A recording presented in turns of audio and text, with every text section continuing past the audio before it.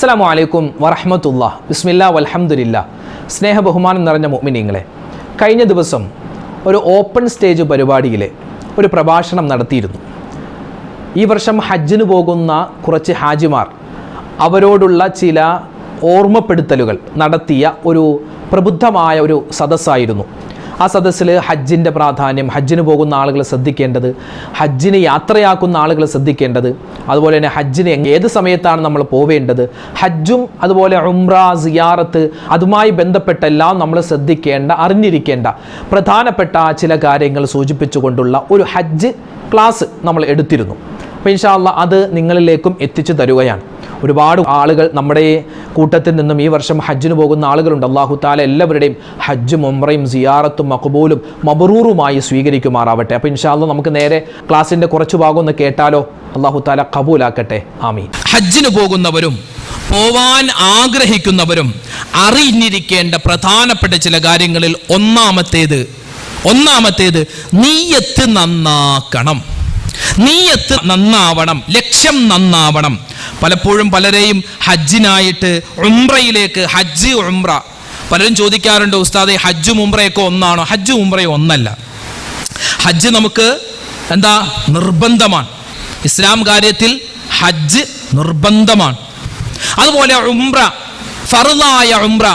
ഒരു മനുഷ്യന് ഈ ഹജ്ജും ഉംറയും തമ്മിലുള്ള പ്രധാനപ്പെട്ട ചില വ്യത്യാസം എന്ന് പറഞ്ഞാൽ, ഉംറ അത് നമുക്ക് ഇഹ്റാം കെട്ടിക്കഴിഞ്ഞാൽ ഏതാനും മിനിറ്റുകൾ എന്ന് തന്നെ പറയാം, അല്ലെങ്കിൽ ഏതാനും ഒരു മണിക്കൂറുകൾ കൊണ്ട് നമുക്ക് ഉംറ പൂർത്തിയാക്കാൻ പറ്റും. അതുപോലെ തന്നെ ഹജ്ജ് എന്ന് പറഞ്ഞാൽ ഏതാനും ദിവസങ്ങൾ കൊണ്ട് നമുക്ക് പൂർത്തിയാക്കാൻ പറ്റുന്ന വളരെ ശ്രേഷ്ഠതയുള്ള അമലാണ് ഹജ്ജ്.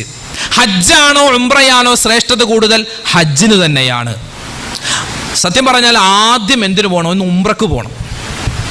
ആദ്യം ഒന്ന് ഉംറക്ക് പോയി അവിടേക്കൊന്ന് പോയി പരിചയപ്പെട്ട് ആ ഹജ്ജ് തവാഫ് ചെയ്യുന്നത് എങ്ങനെ, സഅയ് ചെയ്യുന്നത് എങ്ങനെ, അങ്ങനെയൊക്കെ ഒന്ന് പരിചയപ്പെട്ടിട്ട് നമ്മൾ ഹജ്ജിന് പോകുമ്പോൾ ഹജ്ജ് ഒന്നുകൂടി നമുക്ക് എളുപ്പമാകുമെന്നാണ്.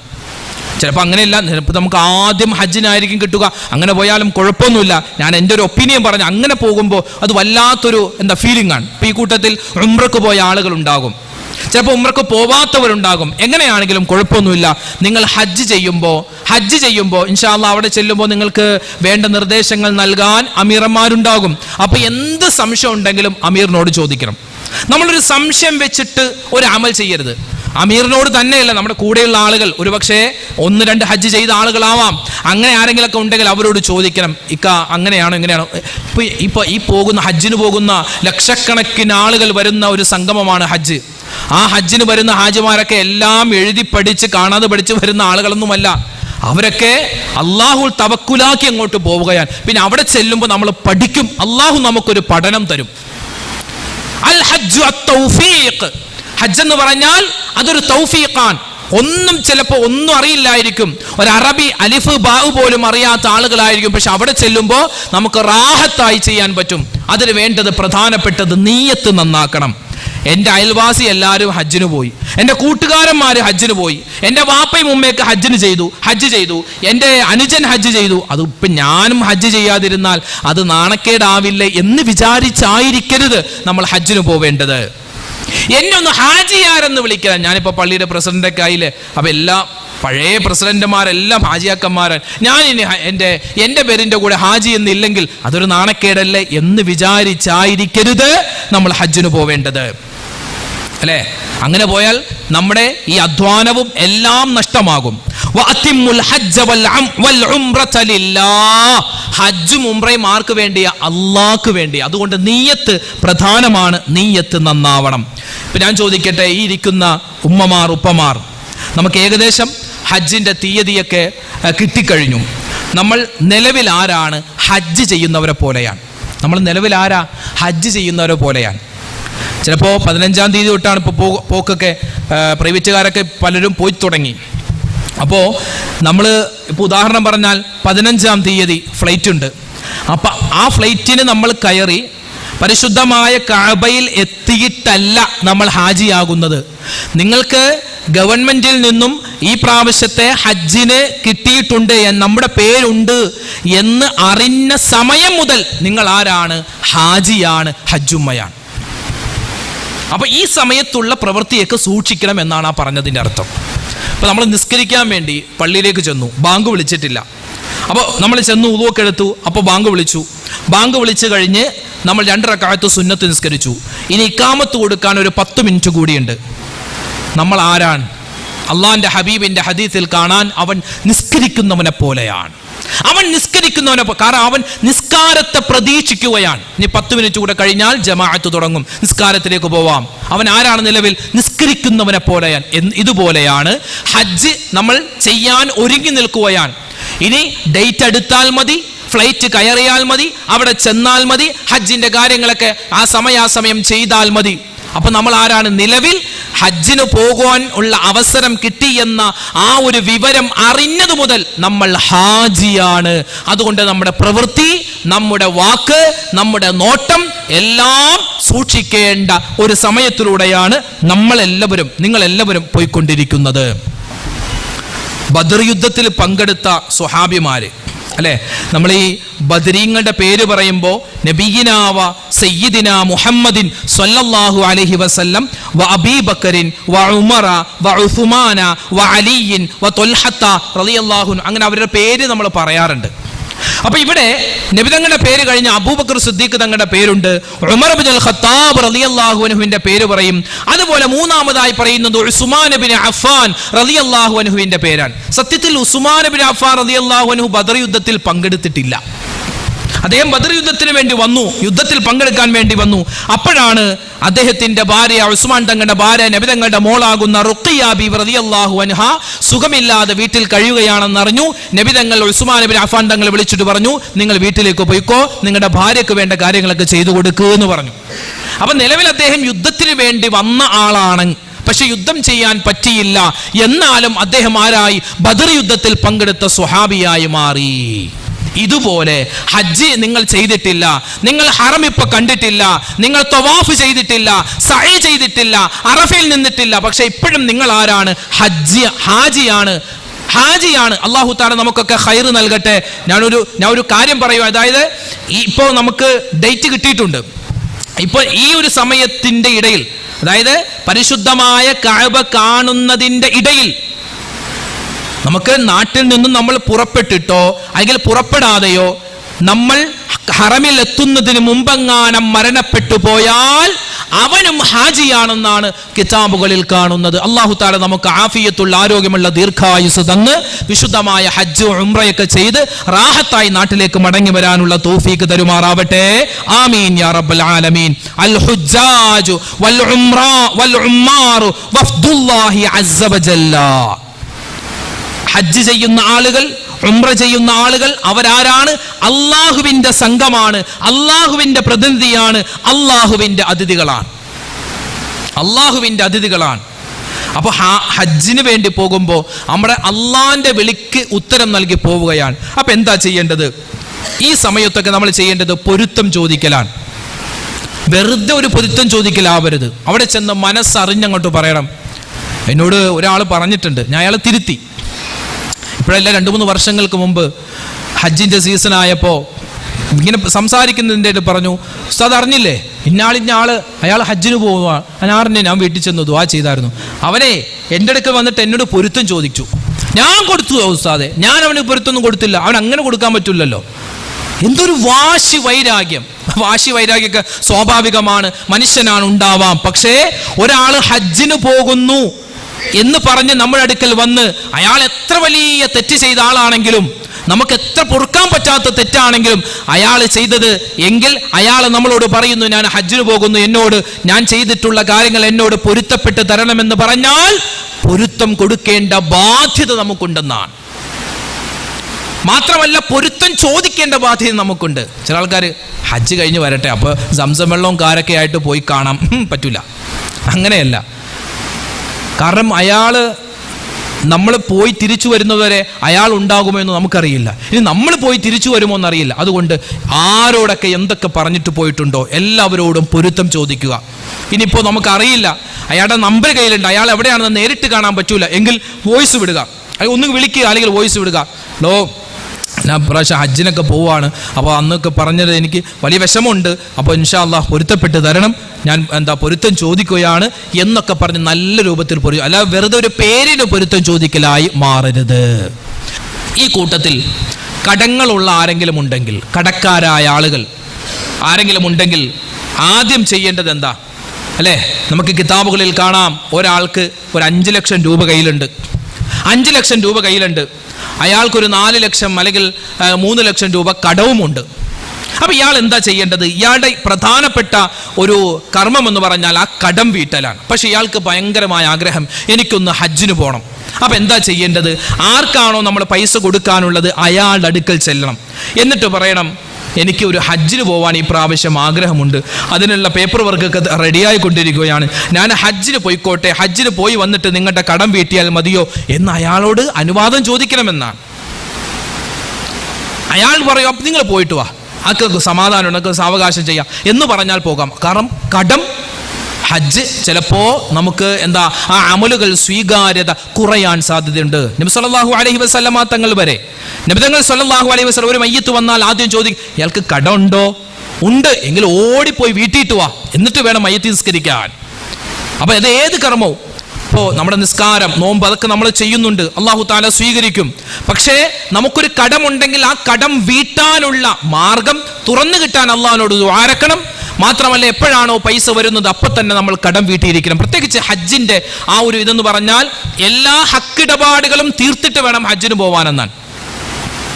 എല്ലാ ഹക്കിടപാടുകളും പറയേണ്ടവരോടൊക്കെ പറഞ്ഞ്, പൊരുത്തം ചോദിക്കേണ്ടവരൊക്കെ പൊരുത്തം ചോദിച്ച്, ഇനി ആർക്കെങ്കിലും പൈസ കൊടുക്കാനുണ്ടെങ്കിൽ അവിടെ ചെല്ലണം. എന്നിട്ട് പറയണം, എടോ ഞാൻ പൈസ തരാനില്ലേ, ഒരു 3000 രൂപ. ആ തരാണ്ടത് എന്താ തരാത്തെ? ഞാൻ ഈ പ്രാവശ്യം ഹജ്ജിന് പോവാണ്, ഞാൻ ഹജ്ജിന് പോയി വന്നിട്ട് ഇൻഷാ അല്ലാഹ് നിങ്ങൾക്ക് തന്നേക്കാം, തരണോട്ടോ? ഞാൻ തരും ഇൻഷാ അല്ലാഹ്. അങ്ങനെ അയാളോട് പറഞ്ഞ് പൊരുത്തപ്പെട്ടിപ്പിച്ച് വേണം പോവാൻ. അല്ലാതെ ആരോടും പറയാതെ ഒളിച്ചു പോകുന്ന ഒരു പരിപാടിയല്ല ഹജ്ജ് എന്നുള്ളത്. പിന്നെ ഞാൻ നേരത്തെ പറഞ്ഞ പോലെ ഇടപാടുകളൊക്കെ തീർത്തിട്ട് വേണം പോവാൻ. ചില പറയും, ഞാൻ നിനക്കൊരു 3000 രൂപ തരാനില്ലേ, അത് വന്നിട്ട് ശരിയാക്കാം. അങ്ങനെ ഇത് ടൂറിന് പോകണമല്ല, ഇത് ടൂറ് പോവല്ല, ഇതെല്ലാം മുടക്കി പോവുകയാണ്. ഇപ്പോഴല്ല, ഒരു 10-40 വർഷമൊക്കെ മുമ്പ് നമ്മുടെ കേരളത്തിൽ നിന്നൊക്കെ ഹജ്ജിന് പോകുന്ന ആളുകൾ അവരൊക്കെ കപ്പലിനാണ് പോകുന്നത്. ഇവിടുന്ന് ട്രെയിൻ കയറി നേരെ ബോംബെയിലേക്ക് പോയി അവിടെ നിന്ന് കപ്പലിന് പോകുന്ന എൻ്റെ വാപ്പാടെ വാപ്പയൊക്കെ പറയുന്നു, അവരൊക്കെ മരിച്ചു, അല്ലാഹു തആല മരണപ്പെട്ട എല്ലാവർക്കും അല്ലാഹു മഗ്ഫിറത്ത് കൊടുക്കുമാറാവട്ടെ. പറയുന്നുണ്ട്, അന്ന് ഒരു 3-4 പേര് കൂടിയാ പോയത്, 7-8 ആളുകൾ കൂടിയാ പോയത്. തിരിച്ചു വന്നത് 3 ആളുകളാണ്, നമ്മുടെ വല്ലുപ്പയും പിന്നെ വേറെ 2 ആളുകളും. ബാക്കി എല്ലാവരും മരണപ്പെട്ടു. എങ്ങനെ? കപ്പലിനാ പോകുന്നത്. ആ കപ്പലിൻ്റെ അവസ്ഥയൊക്കെ കാടി ഉലഞ്ഞ് പോയി കപ്പലിൽ വെച്ച് മരണപ്പെട്ടു. മാസങ്ങൾ യാത്ര ചെയ്യണം. അപ്പോൾ കപ്പലിൽ വെച്ച് മരണപ്പെട്ടു. മയ്യത്തിങ്ങനെ അവിടെ കൊണ്ടുപോയിട്ട് നടക്കാൻ പറ്റില്ല, കാരണം ജീർണിച്ചു പോകും. അതുകൊണ്ട് വലിയ കല്ലുകൾ കപ്പലിലുണ്ടാകും, വലിയ കല്ലുകൾ ഉണ്ടാകും കപ്പലിൽ. അങ്ങനെ കല്ലുമായി ആ മൃതദേഹം, ആ മയ്യത്ത് കൂട്ടിക്കെട്ടിയിട്ട് മയ്യത്തൊക്കെ നിസ്കരിച്ച് അവരെന്ത് ചെയ്യും? കടലിലേക്ക് താഴ്ത്തും. അങ്ങനെ 3-4 മയ്യത്തുകൾ കപ്പലിൽ തന്നെ വെച്ച് അവർ നിസ്കരിച്ചു എന്നൊക്കെ ഇങ്ങനെ വല്ലുപ്പ പറയാറുണ്ട്. അപ്പോൾ നമുക്ക് ഈ കാലത്ത് അങ്ങനെയൊന്നുമില്ല അല്ലേ? 4 മണിക്കൂർ അല്ലെങ്കിൽ 4.5 മണിക്കൂർ അല്ലെങ്കിൽ 5 മണിക്കൂർ 6 മണിക്കൂർ 7 മണിക്കൂർ ആയിക്കോട്ടെ, നമുക്കതുകൊണ്ട് എത്താൻ പറ്റും. പറഞ്ഞു വന്നത്, ഇടപാടുകൾ തീർത്തിട്ട് പോവുക. പോയിട്ട് വന്നിട്ട് ശരിയാക്കാം, അല്ലെങ്കിൽ ഞാൻ പോയിട്ട് വന്നിട്ട് കാണാം എന്ന് പറയുന്നൊരു ശൈലി നമുക്ക് ഉണ്ടാവരുത്. അപ്പൊ നമ്മൾ ആരാണ്? അള്ളാഹുവിന്റെ അതിഥികളാണ്. നിങ്ങളിപ്പോ ആരാ? അള്ളാഹിന്റെ അതിഥികളാണ്. അതുകൊണ്ട് നിങ്ങൾ ചെയ്യുന്ന ഈ പ്രാവശ്യത്തെ ഇപ്പോഴത്തേക്ക് ദുആ അല്ലാഹു തആല സ്വീകരിക്കുമെന്നാണ്. ഇപ്പൊ നിങ്ങൾ അള്ളാഹുവിന്റെ അതിഥികളാണ്. നിലവിൽ കഅബ കണ്ടിട്ടില്ല, നിങ്ങൾ മക്കയിൽ ചെന്നിട്ടില്ല, എന്നാലും നിങ്ങൾ ആരാണ്? അള്ളാഹുവിന്റെ അതിഥികളാണ്, ഹാജിമാരാണ്, ഹജ്ജുമ്മമാരാണ്. നിങ്ങളുടെ ദുആ അല്ലാഹു തആല സ്വീകരിക്കും. ഇൻ സഅലൂഹു അഅതാഹും, നിങ്ങൾ എന്തല്ലാഹുവോട് ചോദിച്ചാലും അള്ളാഹു തരും. പിന്നെയോ വയസ്തഗ്ഫറൂഹു ഗുഫിറ ലഹും, നിങ്ങൾ അള്ളാഹുവിനോട് പാപമോചനം തേടിയാൽ അള്ളാഹു തആല പാപം പുറത്തു തരുമെന്നാണ്. ലോകത്തിലെ ദുആക്ക് ഉത്തരം കിട്ടുന്ന 15 സ്ഥലങ്ങൾ ഒരുമിച്ച് ചേർന്നിട്ടുള്ള സ്ഥലമാണ് മക്ക. ദുആക്ക് ഉത്തരം കിട്ടുന്ന 15 സ്ഥലങ്ങൾ ഒരുമിച്ച് ചേർന്നിട്ടുള്ള സ്ഥലമാണ് മക്ക എന്നുള്ളത് അല്ലേ? അത് എവിടെയൊക്കെയാ? പരിശുദ്ധമായ കഅബ. ആ കഅബ കാണുന്ന സമയത്തുള്ള ദുആ, ഇൻഷാ അല്ലാഹ് അതിലേക്ക് നമുക്ക് വരാം. ആ കഅബ കാണുന്ന സമയത്തുള്ള ദുആ അത് വലിയ തരത്തിലുള്ള ദുആയാണ്, വലിയ പെർഫെക്റ്റ് ആയ ദുആയാണ്. ഏറ്റവും കൂടുതൽ അല്ലാഹു തആലക്ക് ഇഷ്ടമുള്ള ആ അടിമ, എൻ്റെ കഅബ, എൻ്റെ ഗേഹം, ലോകത്തിലെ ആദ്യത്തെ എൻ്റെ ഗേഹം, എൻ്റെ പള്ളി, എൻ്റെ വീട്, അത് എൻ്റെ അടിമ കണ്ണുകൊണ്ട് കാണുമ്പോൾ അള്ളാഹു അവൻ്റെ മുഖത്തേക്ക് നോക്കുമെന്നാണ്. എന്താണ് അവൻ്റെ ഫീലിംഗ് എന്ന് അള്ളാഹ് നോക്കും. ഇതേ എന്ന സംഭവം വല്ല പൊക്കൊന്നും ഇല്ലല്ലോ, അങ്ങനെയൊക്കെ ഒരു ലാഘവത്തോടു കൂടിയാണെങ്കിൽ ഇവനിക്ക് വലിയ താല്പര്യമൊന്നുമില്ല, ഇവൻ്റെ ഹജ്ജുമില്ലോ ഒന്നുമില്ല എന്ന് അള്ളാഹു തീരുമാനിച്ചാലോ. അതുകൊണ്ട് അവിടെ ചെല്ലുമ്പോൾ നമുക്ക് സ്വാഭാവികം വന്നു പോകും. ആ കവി ഇങ്ങനെ കാണുമ്പോൾ അത് വല്ലാത്തൊരു ഫീലാണ്, പറഞ്ഞാൽ അറിയില്ല. ഇപ്പം ഞാനിപ്പോൾ നമ്മുടെ സാബു മൂപ്പരുമായിട്ട് നല്ല പൊറോട്ടയും മുട്ടക്കറിയും കഴിച്ചു. പൊറോട്ട മുട്ടക്കറി അതിൻ്റെ ടേസ്റ്റ് വലിയ ടേസ്റ്റാണെന്ന് ഞാനിപ്പോൾ പറഞ്ഞാൽ നിങ്ങൾ പറയും അത് ഏത് കടയെന്നാ, അത് വലിയ സെറ്റപ്പൊന്നുമില്ല എന്ന് നിങ്ങൾക്കത് ഊഹിക്കാൻ പറ്റും. പക്ഷേ എനിക്കത് രുചിയായി തോന്നി. അത് ഓരോ ആളുകൾക്കുള്ള ടേസ്റ്റാണ്. ഇതുപോലെ ഓരോ ആളുകൾക്കും വിശുദ്ധമായ കഅബ കാണുമ്പോൾ പല ടേസ്റ്റുകളാണ്. ചില ആളുകൾ പൊട്ടിക്കറിഞ്ഞ് അല്ലാ എന്നൊക്കെ പറയും. എൻ്റെ കൂടെ ഞങ്ങൾ ഉംറക്ക് പോയ സമയത്ത് ഒരു ഇക്ക ഉണ്ടായിരുന്നു, ഒരു വലിയ പാവപ്പെട്ട ഒരു മനുഷ്യൻ, ഈ കൂലിത്തൊഴിലൊക്കെ ജീവിച്ചുകൊണ്ടിരിക്കുന്ന മനുഷ്യൻ.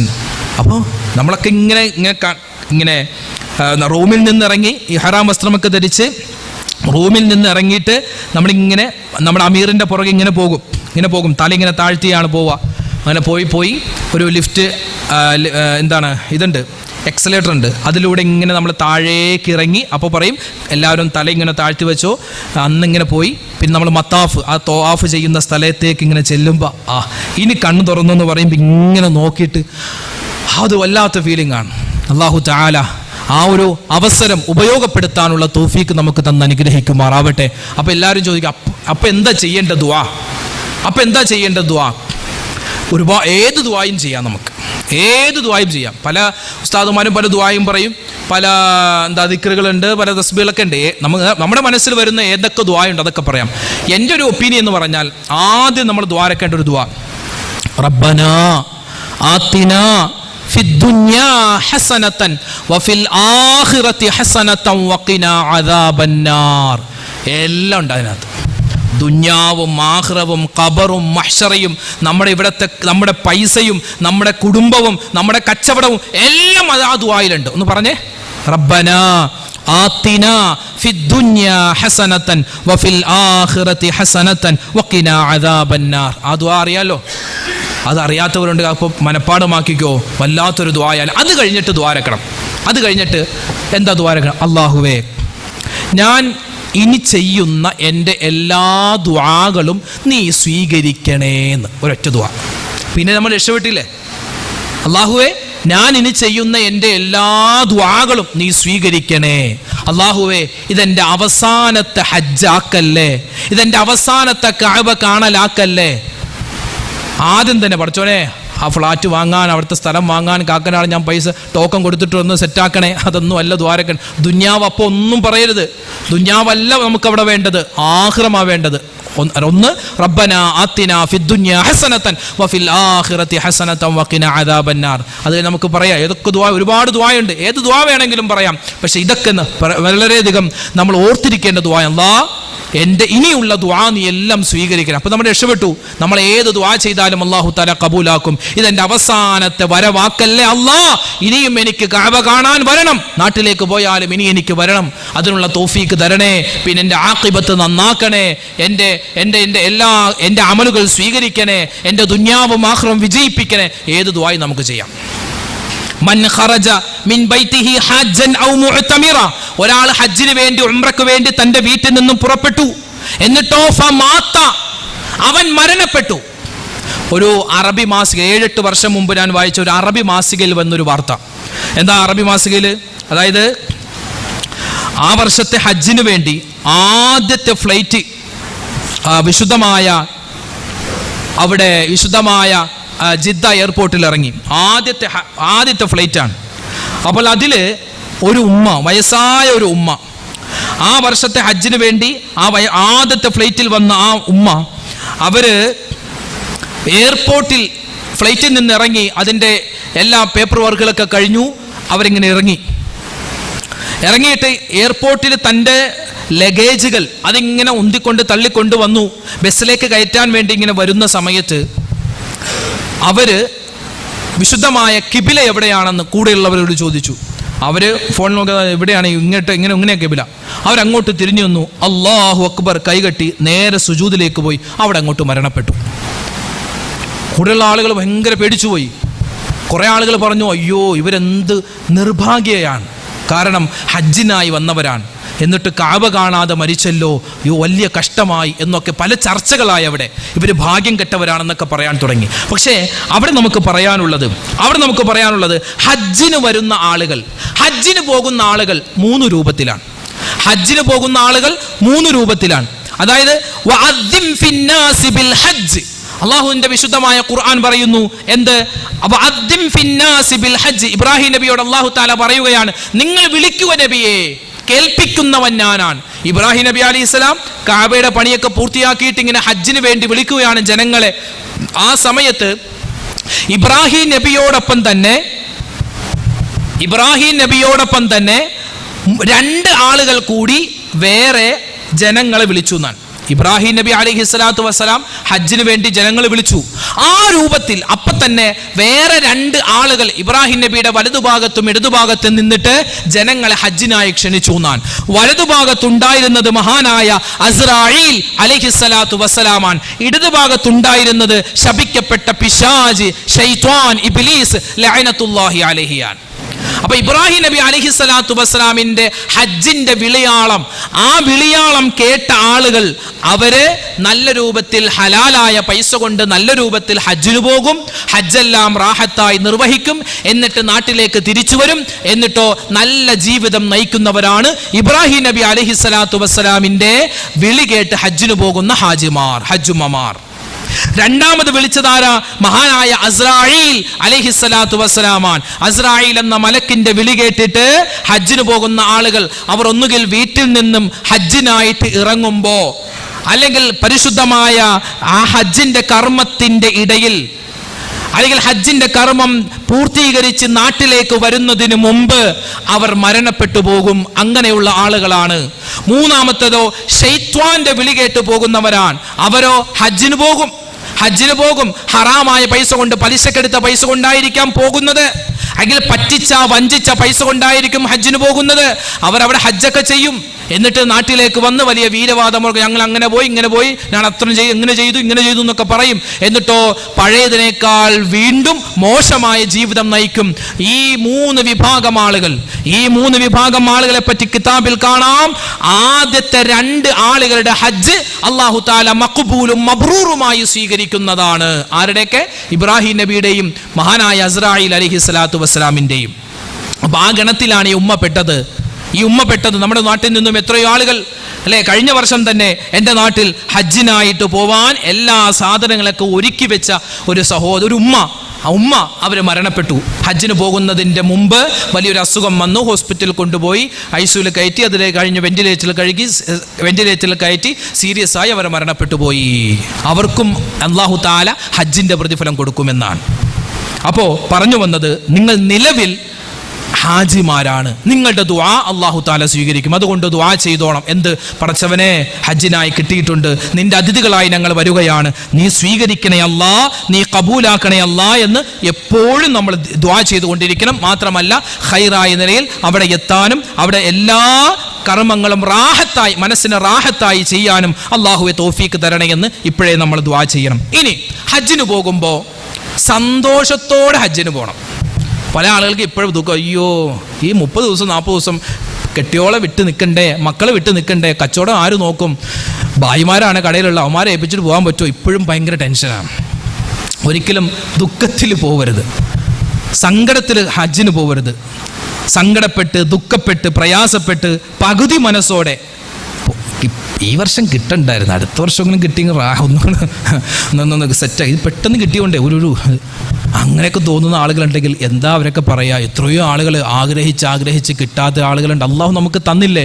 അതുകൊണ്ട് എല്ലാം ഈ നമ്മൾ നിസ്കരിക്കാൻ കൈ കിട്ടുമ്പോൾ എങ്ങനെയാ അല്ലേ, അല്ലാഹു അക്ബർ കൈ കിട്ടൂലേ. അതായത് പടച്ചോനെ, ഇതുവരെയുള്ള എല്ലാ ദുന്യാവിൻ്റെ എല്ലാ ചിന്തകളും ഞാനിതാ പുറം കൈ കൊണ്ട് തട്ടുന്നു, പുറകിലേക്ക് ഇടുന്നു. അല്ലാഹ് നീ മാത്രം എനിക്ക് മതി. അതാണ് നിസ്കാരത്തിൽ ആ കൈ കെട്ടുക. അല്ല വെറുതെ ഒരു കൈ ആട്ടാതിരിക്കാൻ വേണ്ടി കെട്ടിവെക്കുന്നതല്ല നിസ്കാരത്തിൽ കൈ കെട്ടുക എന്ന് പറഞ്ഞാൽ. പുറകിലേക്ക് തള്ളുന്നു, എല്ലാം ദുന്യാവ് മുഴുവനും അല്ലാ നീ മാത്രം മതി. അപ്പൊ തവക്കുലാക്കി പോവുക, അല്ലേ? തവക്കുലാക്കി പോവുക. അള്ളാഹുവിൻ്റെ വഫ്ദാണ് നിങ്ങൾ, അള്ളാഹുവിൻ്റെ സംഘമാണ്, അള്ളാഹുവിൻ്റെ സംഘമാണ്. വിശുദ്ധമായ കഅബയുടെ പരിസരത്ത് എല്ലാ ദിവസവും 120 റഹ്മത്തുകൾ ഇറങ്ങുമെന്നാണ്. 120 റഹ്മത്തുകൾ, അനുഗ്രഹങ്ങൾ ഇറങ്ങും. പിന്നെ 60 മിന ത്വായിഫീൻ, അതിൽ 60 എണ്ണം തവാഫ് ചെയ്യുന്നവർക്കാണ്.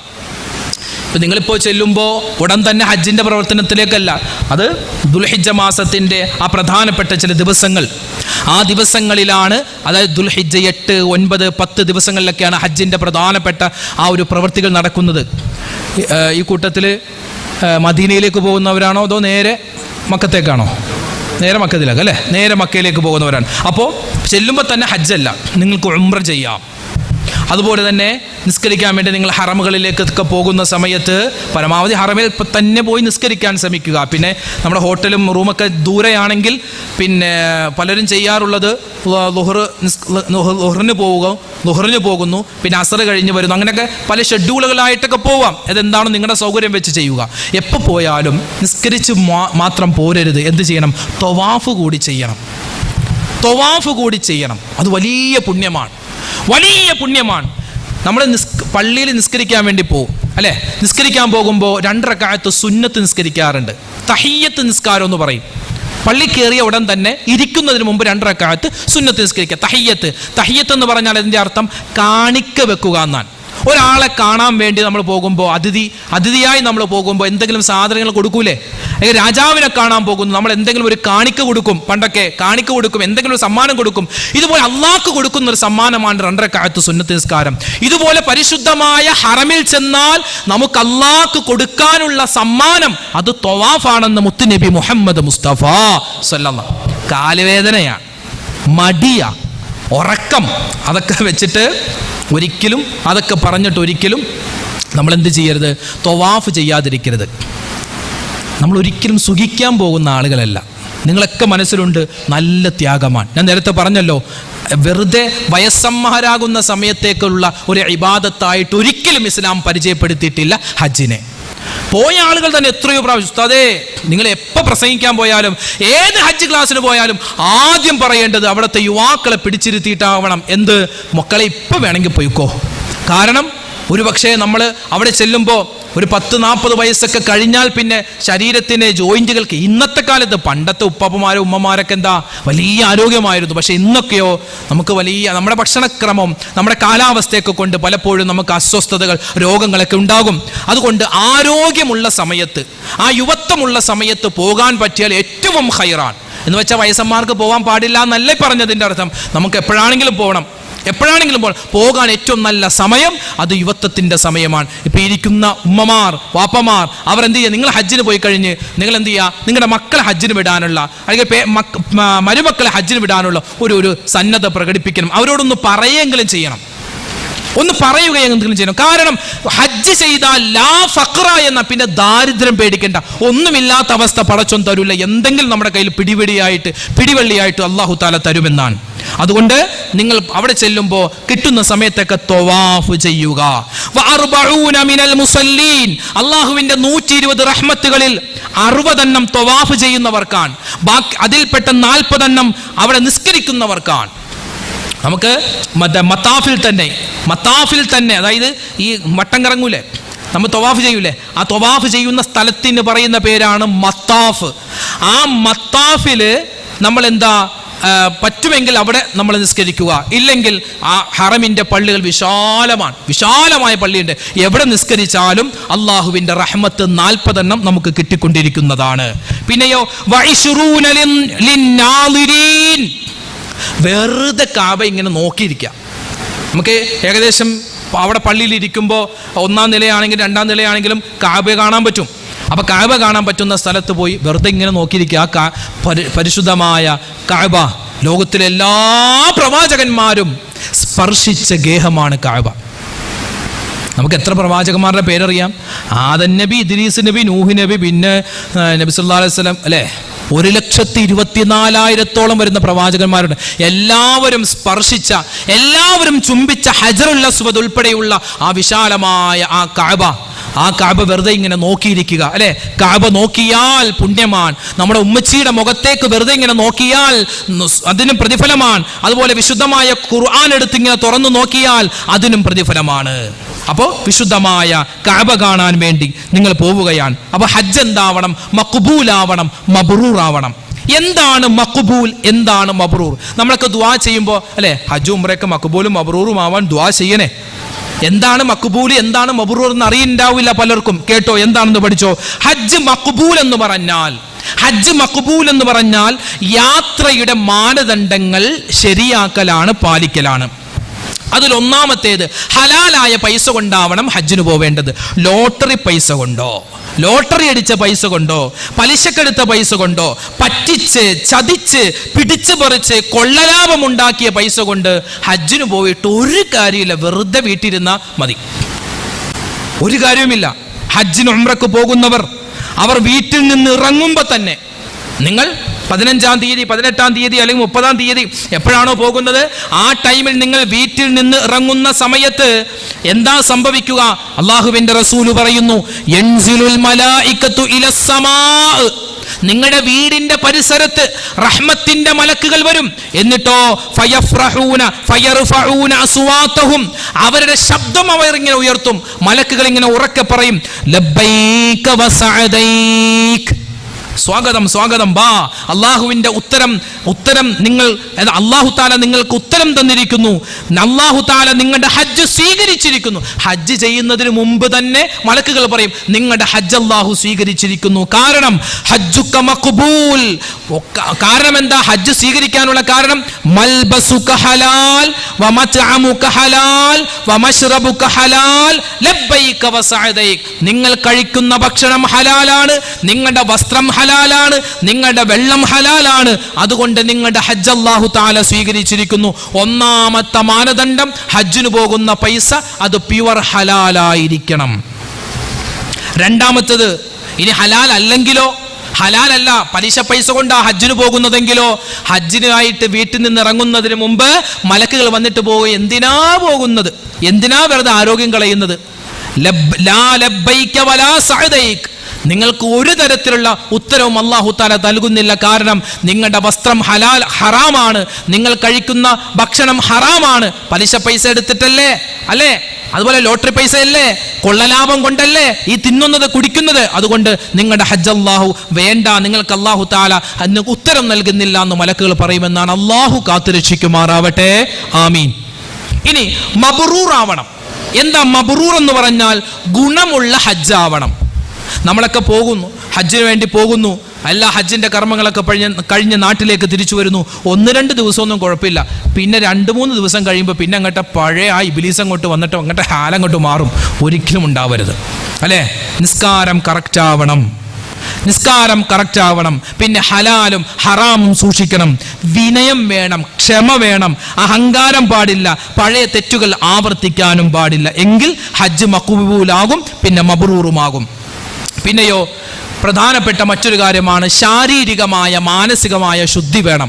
ഇനി ഏതാനും ദിവസങ്ങൾ കൂടി കഴിഞ്ഞാൽ നിങ്ങൾ പോവുകയാണ്. അപ്പോൾ ഇനിയുള്ള ഏതെങ്കിലും ഒരു ദിവസം, ഇന്ന് തന്നെ വേണമെന്ന് ഞാൻ പറയുന്നില്ല, ഏതെങ്കിലും ഒരു ദിവസം വിശുദ്ധമായ തഹജ്ജുദിന് വേണ്ടി നിങ്ങളൊക്കെ എഴുന്നേൽക്കുന്നവരാണ്. തഹജ്ജുദ് നിസ്കാരം നിങ്ങൾ തുടങ്ങിയവരാണ്, നിങ്ങൾ നിസ്കരിക്കുന്നവരാണെന്ന് അറിയാം. എന്നാൽ ഒന്ന് പറയട്ടെ, തഹജ്ജുദിന്റെ സമയത്ത് എഴുന്നേൽക്കണം. എന്നിട്ട് തഹജ്ജുദ് നിസ്കാരം 2 റക്അത്ത് റാഹത്തായി നിസ്കരിക്കുക. എന്നിട്ട് ഒരുപാട് ഇസ്തിഗ്ഫാർ പറയുക. അസ്തഗ്ഫിറുല്ലാഹൽ അലീം, അസ്തഗ്ഫിറുല്ലാഹൽ അലീം എന്ന് ഇസ്തിഗ്ഫാർ ഒരുപാട് വട്ടം പറയുക. അത് കഴിഞ്ഞ് ലാ ഹൗല വലാ ഖുവത ഇല്ലാ ബില്ലാഹിൽ അലിയിൽ അലീം. അപ്പോൾ ഒന്നുകൂടി പറയാം. ഇനി ഇന്ന് മുതൽ വേണമെങ്കിൽ നാളെ ചെയ്യാം, മറ്റന്നാൾ ചെയ്യാം, എപ്പോഴാണോ ഹജ്ജിന് പോകുന്നത് അതിനു മുമ്പ്, കിതാബിലൊക്കെ കാണാം അതിനു മുമ്പ്. കാരണം നമ്മൾ പോകുന്നത് വെറുതെ ഒരു നിസാരമായ സ്ഥലത്തേക്കല്ല, അള്ളാഹുവിൻ്റെ അതിഥികളായി പോവുക. അപ്പോൾ അത് പോകുന്നതിൻ്റെ ഇനി ദിവസങ്ങളുണ്ടല്ലോ, 1-2 ആഴ്ച, ഒരാഴ്ചയുണ്ട്, ചിലപ്പോൾ ചില ആളുകൾക്ക് 2 ആഴ്ച ഉണ്ടാകും, 3 ആഴ്ച ഉണ്ടാകും, എന്തുമായിക്കൊള്ളട്ടെ. പോകുന്നതിന് മുമ്പ് ഏതെങ്കിലും ഒരു ദിവസം, നിങ്ങൾക്ക് പറ്റുന്ന ഏതെങ്കിലും ഒരു ദിവസം സുബഹിക്ക് മുമ്പ് എഴുന്നേൽക്കുക. തഹജ്ജുദിന്റെ സമയത്ത് എഴുന്നേൽക്കുക. 2 റക്അത്ത് തഹജ്ജുദ് നിങ്ങൾ നിസ്കരിക്കുന്നവരാണെന്ന് അറിയാം. എന്നാലും പറയട്ടെ, 2 റക്അത്ത് തഹജ്ജുദ് നമസ്കാരം വുളു എടുത്ത് നല്ല റാഹത്തായി നിസ്കരിക്കുക. അത് വീട്ടിൽ തന്നെ നിസ്കരിച്ചാൽ മതി, പള്ളിയിൽ തന്നെ പോയി നിസ്കരിക്കണമെന്നില്ല. പള്ളിയിൽ നിസ്കരിച്ചാലും കുഴപ്പമില്ല. പുരുഷന്മാർ നല്ല രൂപത്തിൽ നിസ്കരിക്കുക. എന്നിട്ട് 100 വട്ടം അസ്തഗ്ഫിറുല്ലാഹൽ അലീം, അസ്തഗ്ഫിറുല്ലാഹൽ അലീം, അസ്തഗ്ഫിറുല്ലാഹൽ അലീം ഇസ്തിഗ്ഫാർ പറയുക.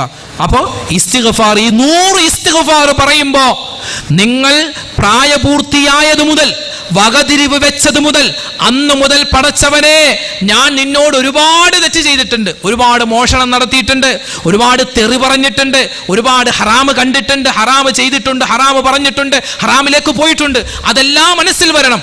അതൊക്കെ മനസ്സിൽ വന്നിട്ട് അല്ലാഹ് പൊറുത്തു തരണേ റബ്ബേ. ഹജ്ജിന് അവിടെ ചെന്നിട്ട് കഅബയിൽ ചെന്നിട്ടല്ല പാപം പൊറുപ്പിക്കേണ്ടത്. ഹജ്ജിന് പോകുമ്പോൾ പാപം പൊറുക്കപ്പെട്ടവരായിട്ട് വേണം പോവാൻ. അങ്ങനെയാണ്. അല്ല അവിടെ ചെന്നിട്ട് തൗബ ചെയ്യാം, അങ്ങനെയല്ല. ഇവിടെ തൊട്ടേ തൗബ ചെയ്തിട്ട് വേണം പോവാൻ. അപ്പോൾ 100 ഇസ്തിഗ്ഫാർ പറയുക. എന്നിട്ടോ അപ്പോൾ ഈ മനസ്സിൽ ഇങ്ങനെ വരണം, ചെയ്തു പോയ അബദ്ധങ്ങൾ, തെറ്റുകളൊക്കെ മനസ്സിൽ വന്നിട്ട് അല്ലാഹ് പൊറുത്തു തരണേ എന്ന് മനസ്സിൽ കൊണ്ടുവരിക. അത് കഴിഞ്ഞിട്ട് 100 വട്ടം ലാ ഹൗല വലാ ഖുവത ഇല്ലാ ബില്ലാഹിൽ അലിയിൽ അലീം. എന്താ അതിൻ്റെ അർത്ഥം? അല്ലാഹുവേ, ഹജ്ജിന് എനിക്ക് കിട്ടിയിട്ടുണ്ട്, ഇത് എൻ്റെ കഴിവല്ല, നിന്റെ കഴിവാണ്. പടച്ചോൻ നിന്റെ കഴിവാണ്. ഞാൻ ഹജ്ജിനായി ഹറമ് കണ്ടിട്ടില്ല, മക്കയിൽ ചെന്നിട്ടില്ല, തവാഫ് ചെയ്തിട്ടില്ല. എനിക്ക് അവിടെ ചെല്ലണം, തവാഫ് ചെയ്യണം, സഅയ് ചെയ്യണം, അറഫയിൽ പോകണം, മുസ്ദലിഫയിൽ കല്ലെറിയണം. അല്ലാഹുവേ, എനിക്ക് എല്ലാ ജംറകളിൽ കല്ലെറിയണം, മുസ്ദലിഫയിൽ പോകണം, അതുപോലെ മിനയിൽ രാപ്പാർക്കണം, എല്ലാം എനിക്ക് ചെയ്യണം. അതിനൊക്കെ നിന്റെ കഴിവ് എനിക്ക് വേണം. നിന്റെ കഴിവ് കൊണ്ടാണ് അതൊക്കെ സാധിക്കുന്നത്. അതുകൊണ്ട് ലാ ഹൗല വലാ ഖുവത ഇല്ലാ ബില്ലാഹിൽ അലിയിൽ അലീം എന്നും 100 വട്ടം പറഞ്ഞിട്ട് കരഞ്ഞ് നമ്മൾ ദുആരക്കണം. കരഞ്ഞ് നമ്മൾ ദുആരക്കണം. ഇന്നല്ലാഹ യുഹിബ്ബു തവ്വാബീന വയുഹിബ്ബുൽ മുതതഹിരീൻ. അല്ലാഹുക്ക് ഇഷ്ടം ആരെയാണ്? തൗബ ചെയ്യുന്നവരെ. അപ്പൊ അല്ലാഹുക്ക് ഇഷ്ടമുള്ള ആളുകളായിട്ട് വേണം അല്ലാഹുവിന്റെ ഭവനത്തെ നമ്മൾ കാണാൻ വേണ്ടി പോവേണ്ടത്. പിന്നെ മറ്റൊരു കാര്യം, അസൂയ, അഹങ്കാരം, കുശുമ്പ്, പിണക്കം, പക, ഡെമ്പ് എന്തെങ്കിലുമൊക്കെ ഉണ്ടെങ്കിൽ അതൊക്കെ ഇവിടെ വെച്ചിട്ട്, പള്ളിയുടെ പ്രസിഡന്റാണ്, അല്ലെങ്കിൽ മണ്ഡലം പ്രസിഡന്റാണ്, അല്ലെങ്കിൽ പഞ്ചായത്ത് മെമ്പറാണ്, അതൊക്കെ ഇവിടെ, അവിടെ പോയിട്ട് ഒരു കാര്യമില്ല. അതൊക്കെ ഇവിടെ വെച്ചിട്ട് വേണം ഫ്ലൈറ്റ് കയറാൻ. അവിടെ ചെന്നാൽ എല്ലാവരും സമമാണ്. ചിലപ്പോൾ ഇപ്പുറത്ത് നിൽക്കുന്നത് ചിലപ്പോൾ ഖത്തറിൻ്റെ പ്രതിരോധ മന്ത്രിയാവാം. ഉദാഹരണം പറയാം. ഇപ്പുറത്ത് നിൽക്കുന്നത് സുഡാനിലെ മന്ത്രിയാവാം. ചിലപ്പോൾ ഇപ്പുറത്ത് നിൽക്കുന്നത് സൗദിയിലെ ഏറ്റവും ഉന്നതമായ ഉദ്യോഗസ്ഥ. എല്ലാവരും അവിടെ ഒന്നാണ്. ആർക്കും സ്പെഷ്യൽ പരിഗണനയൊന്നുമില്ല, എല്ലാവരും ഒന്നാണ്. അതുകൊണ്ട് നമ്മുടെ പവറൊക്കെ ഇവിടെ വെച്ചിട്ട് വേണം പോവാൻ. അവിടെ ചെന്നിട്ട് ഞാൻ അങ്ങനെയാണ് ഇങ്ങനെയാണ് എന്നൊന്നും പറയാൻ നിൽക്കണ്ട. അപ്പോൾ കേട്ടോ, അപ്പം അങ്ങനെ എല്ലാ പവറും ഇവിടെ വെച്ചിട്ട് വേണം പോവാൻ. പിന്നെയോ, ഞാൻ നേരത്തെ പറഞ്ഞതുപോലെ നമ്മുടെ ഭാഗം നമ്മൾ ക്ലിയർ ആക്കിയിട്ട് പോവുക. ചില ആളുകൾ പറയാറുണ്ട്, ഉസ്താദെ ഞങ്ങൾ പൊരുത്തമൊക്കെ ചോദിക്കും. ഞാൻ ഒരാളോട് പിണങ്ങിയിട്ടുണ്ട്, ഞാൻ അയാളോട് ചെന്ന് പൊരുത്തമൊക്കെ ചോദിച്ചേടാ എന്തെങ്കിലുമൊക്കെ ഉണ്ടെങ്കിൽ പൊരുത്തപ്പെട്ട് തരണേ, ഒന്ന് മനസ്സിൽ വെക്കരുത്, ഒന്ന് പോടോ എന്ന് പറഞ്ഞ് നമ്മളെ ആട്ടി ഓടിച്ചാൽ നമ്മൾ അതിന് ഉത്തരവാദിയല്ല. അത് അവനും അല്ലാഹുവും തമ്മിൽ നോക്കും. നമ്മൾ അതിൽ വിഷമിക്കേണ്ട, നമ്മുടെ ഭാഗം ക്ലിയർ ആക്കുക. ആരോടെങ്കിലും എന്തെങ്കിലുമൊക്കെ പറഞ്ഞു പോയിട്ടുണ്ടെങ്കിൽ അവിടെ ചെല്ലുക, പറ്റുമെങ്കിൽ. ഇല്ലെങ്കിൽ ഫോണിൽ വിളിക്കുക. നമ്മൾ ഫോൺ വിളിക്കുമ്പോൾ അവൻ കട്ടാക്കുകയാണെങ്കിൽ ആയിക്കോട്ടെ, കുഴപ്പമില്ല, നമ്മൾ 1-2 പ്രാവശ്യം വിളിച്ചേക്കണം. എന്നിട്ട് നമ്മുടെ ഭാഗം ക്ലിയർ ആക്കുക. ആരെങ്കിലും പൊരുത്തം ചോദിച്ചാൽ, നമ്മളോട് ആരെങ്കിലും പൊരുത്തം ചോദിച്ചാൽ നമ്മൾ കൊടുക്കണം. ഇനി നമ്മൾ ആരോടെങ്കിലും പൊരുത്തം ചോദിച്ച് നമുക്ക് പൊരുത്തം നിനക്ക് ഞാൻ പൊരുത്തം തരൂലടാ എന്നൊക്കെ പറഞ്ഞാൽ അത് വിട്ടേക്കുക. അത് അയാളും പടച്ചോലും നമ്മൾ നോക്കിക്കോളും. അൽഹംദുലില്ലാ, ഇന്നത്തെ ഹജ്ജ് ക്ലാസിൻ്റെ ആ വീഡിയോ നിങ്ങൾ കണ്ടു അല്ലെ? ആ പ്രഭാഷണം കേട്ടു. ഒരുപാട് കാര്യങ്ങൾ നമ്മൾ അതിൽ പറഞ്ഞിട്ടുണ്ട്. അല്ലാഹു സുബ്ഹാനഹു വ തആല ആ ഹജ്ജിന് പോകുന്ന ഹാജിമാർ, ഈ വർഷം ആരൊക്കെ ഹജ്ജിന് പോകുന്നു എല്ലാവർക്കും അല്ലാഹു തആല ഖൈറും ബർക്കത്തും കൊടുക്കട്ടെ. പലരുടെയും ഹജ്ജ് പ്രാവശ്യം മുടങ്ങിപ്പോയി. അല്ലാഹു തആല അവർക്കൊക്കെ പകരമായി വേഗത്തിൽ തന്നെ വരുന്ന വർഷങ്ങളിൽ തന്നെ ഹജ്ജും ഉംറയും സിയാറത്തും ചെയ്യാൻ അവർക്കും നമുക്കും അല്ലാഹു സൗഭാഗ്യം നൽകി അനുഗ്രഹിക്കുമാറാവട്ടെ. അപ്പോൾ ഇൻഷാ അല്ലാഹ് ഒരുപാട് പേര് ദുആരക്കാൻ പറഞ്ഞിട്ടുണ്ട്. എല്ലാവർക്കും വേണ്ടി ഇൻഷാ അല്ലാഹ് എപ്പോഴും ദുആയുണ്ട്. അല്ലാഹു സ്വീകരിക്കട്ടെ. ആമീൻ യാ റബ്ബൽ ആലമീൻ. അസ്സലാമു അലൈക്കും വറഹ്മത്തുള്ളാഹി തആല വബറകാതുഹു.